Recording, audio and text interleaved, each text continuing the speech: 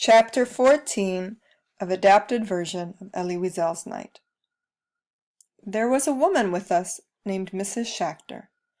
She was in her 50s, and her 10-year-old son was with her, sitting in a corner. Her husband and 2 older sons had been deported with the first transport by accident. The separation had totally broken her. I knew her well, a quiet woman with intelligent eyes. She used to come to our house. Her husband was a religious man who spent most of his days and nights studying the Talmud. Mrs. Schachter had lost her mind. She had gone crazy.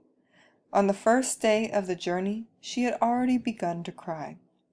She kept asking why she had been separated from her family. Later, her sobbing and screaming became intolerable. On the 3rd night, while we were sleeping, a horrible cry broke the silence.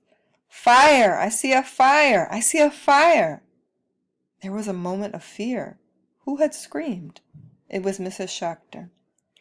Standing in the middle of the car, Mrs. Schachter was screaming, pointing through the window. "Look! Look at this fire! This terrible fire!" Some people moved to see. There was nothing, only the darkness of night. It took us a long time to go back to sleep. We were still scared. We tried to make each other feel better and said, "She's mad, poor woman." Someone had put a wet cloth on her head, but she continued to scream, "Fire! I see a fire!" Her little boy was crying, trying to hold her hand.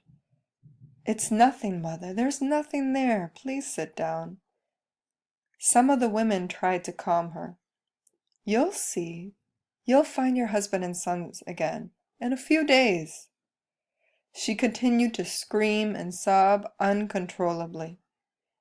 "Jews, listen to me," she cried. "I see a fire, a tremendous fire." It was like she was taken over by some evil spirit. We tried to calm her, more to calm ourselves than to calm her. She is imagining things because she is thirsty, poor woman. That's why she speaks of fire. But it was all in vain. We gave up. Some young men forced her to sit down and covered her mouth with a cloth. It was silent again. The small boy sat next to his mother, crying. We all began to rest again. And so an hour or 2 passed. Another scream surprised us. Mrs. Schachter was screaming louder than before. "Look at the fire! Look at the fire! Fire everywhere!" Once again, the young men covered her mouth. When they actually hit her, people shouted, "Keep her quiet. Make that mad woman shut up. She's not the only one here." She received several hits to the head, hits that could have been lethal. Her son was holding her hand, not saying a word. He was not crying anymore. The night seemed endless. By day, Mrs. Schachter was quiet again. She stayed like that all day, not speaking, alone in the middle of us all. The next night, she screamed again, "The fire! Over there!" She was pointing to a place that she could not see. The heat, the thirst, the smell, not enough air. All of this was making us too tired. Her screams scared us. But the train was pulling into a station. Someone near a window read the sign, Auschwitz. Nobody knew that name. The train did not move again. The afternoon went by slowly. Then the doors of the cattle car opened. The 2 men got water for us. When they came back, they told us that this was the final destination. We were going to leave the train here. There was a labor camp. They said that the conditions were good and that families were not going to be separated. We felt better. We gave thanks to God. Mrs. Schachter stayed sitting in her corner, not speaking. Her little son was touching her hand. We ate what was left of our food. At 10 p.m., we were all trying to find a position for a nap. and soon we were sleeping. Suddenly, Mrs. Schachter yelled again, "Look at the fire! Look at the fire! Over there!" We rushed to the window yet again. We had believed her, if only for a moment, but there was nothing outside but darkness. She went on screaming, and people hit her inside the cattle car. Around 11 p.m., the train began to move again. We pressed against the windows. The cattle cars were moving slowly. Through the windows, we saw the labor camp. Suddenly, there was a scream. "Jews, look! Look at the fire!" And as the train stopped, this time we saw a tremendous fire rising into a black sky. Mrs. Schachter was silent and returned to her corner. We stared at the fire in the darkness. A horrible smell was in the air.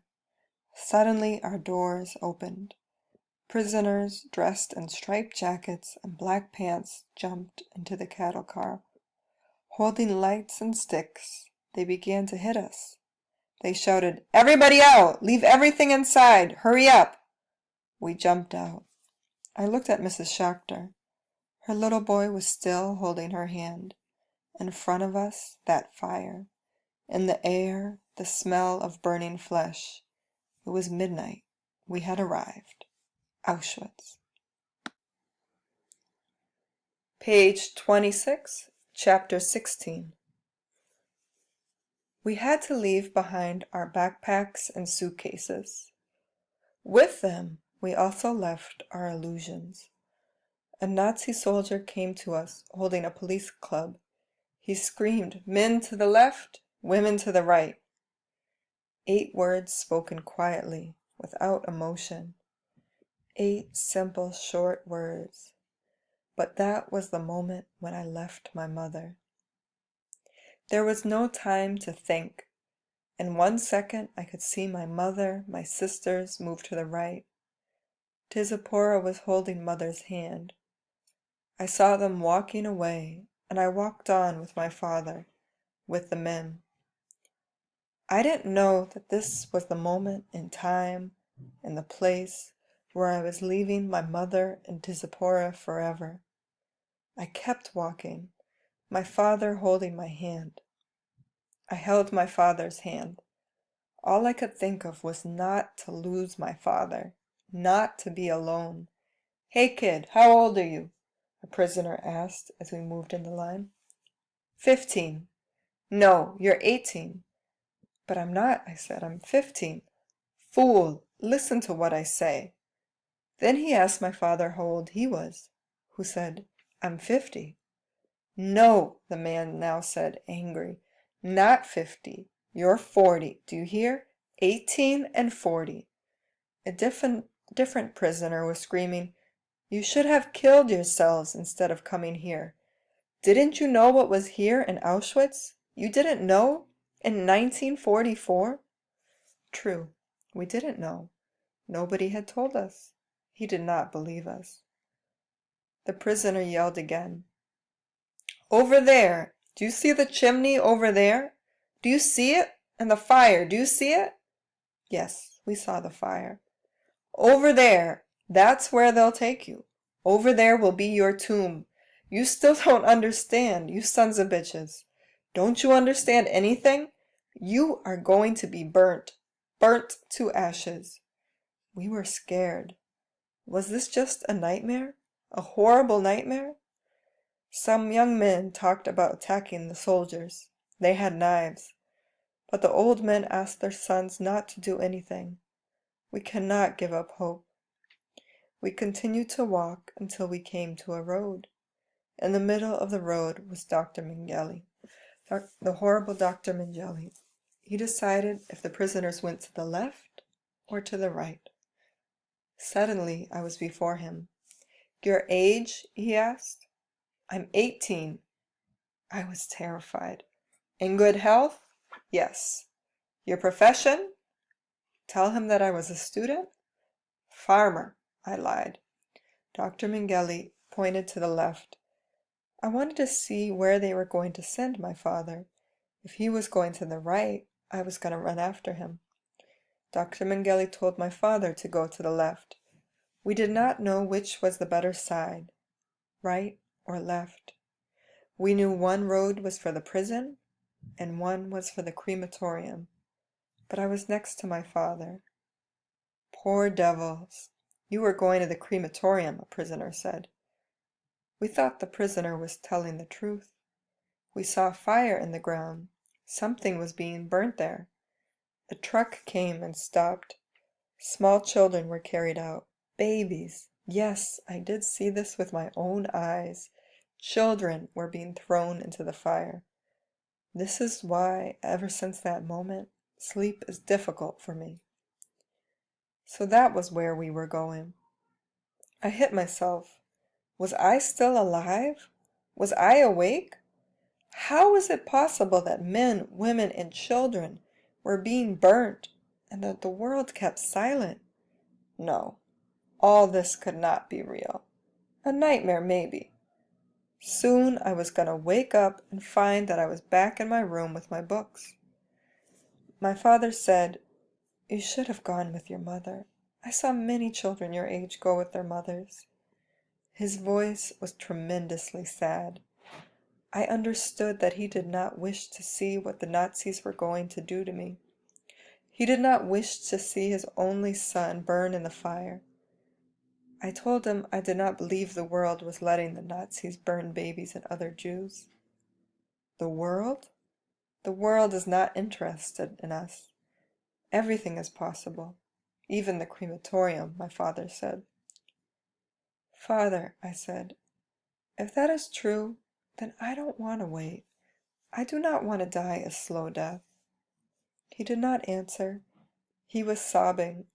My father's body was shaking. Everyone around us was sobbing. Someone began to say the prayer for the dead. I don't know if, during the history of the Jewish people, men have ever before said the prayer for the dead for themselves. Yeskadal v'yishtash shmei Rabba. May his name be celebrated, said my father. For the first time, I felt angry. Why should I pray this way? God was choosing to be silent. What was there to thank him for? We continued walking. We were coming closer and closer to the hole with the fire. 20 more steps. I was going to kill myself. This was the time. 15 more steps. I closed my lips. 10 more steps. 8. 7. We were walking slowly. Only 4 more steps. 3. There was the hole in the fire. In my mind, I was saying goodbye to my father, to the whole universe. I found myself saying the words, Yiskadal ve'yikdash shmei Rabba. May his name be celebrated. My heart was about to explode. There I was, face to face with the angel of death. No, 2 steps from the hole with the fire, the soldiers told us to turn. We were going to the labor camp. My father said, "Do you remember Mrs. Schachter and the train?" Chapter 17, page 30. Never shall I forget that night, the first night in camp, that turned my life into one long night 7 times sealed. Never shall I forget that smoke. Never shall I forget the small faces of the children whose bodies I saw transformed into smoke under a silent sky. Never shall I forget that fire that took my faith forever. Never shall I forget the silence of the night that took away my desire to live. Never shall I forget those moments that murdered my God and my soul and turned my dreams to ashes. Never shall I forget those things, even if I were to live as long as God himself. Never.